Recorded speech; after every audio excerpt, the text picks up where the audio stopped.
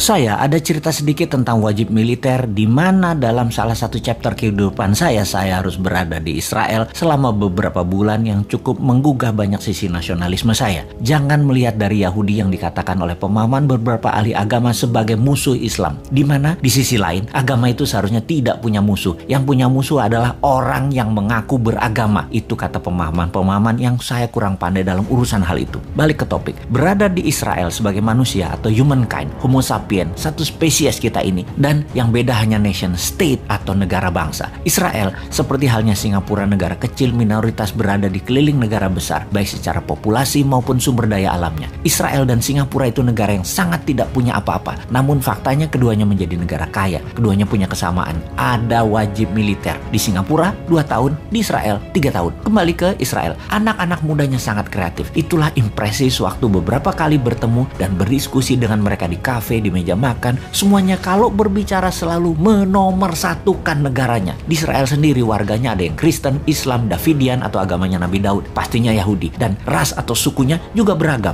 Jadi Israel sebagai nation, apapun agamanya, warganya sangat militan karena 3 tahun di kawah Chandra di muka nasionalisme mereka dibangun yang bernama wajib militer. Selain dari sebagai tentara cadangan, juga sebagai bentuk doktrin nasionalisme. Semua orang faktanya, orang Israel itu yang muda-muda itu sampai yang tua, semua orang jago bela diri, jago teknologi militer, persenjataan, dan kompak. Singapura melakukan hal yang sama. Karena itu, apa yang terjadi kalau Indonesia negara yang besar ini? Di Indonesia ada wajib militer. Nasionalisme generasi muda dan generasi di tahun 2045 ke atas, Indonesia pasti menjadi negara yang sangat dikagumi, sangat dihormati, dan sangat disegani. Ada sebuah cerita nyata, namun ini bukan mewakili semua orang. Jangan disamaratakan. Sekali lagi, ini kisah nyata saya dan jangan digeneralisir. Ini semua just for the sake of discussion. Untuk itu, saya minta izin, saya menyebut sebuah ras. Sahabat saya ini keturunan Tionghoa, sangat kaya dan sukses, berbisnis plastik beserta turunannya. Bahkan bahan bakunya 100% dari Tiongkok, menjadi top 5 pebisnis plastik kemasan di Indonesia. Sangat sukses.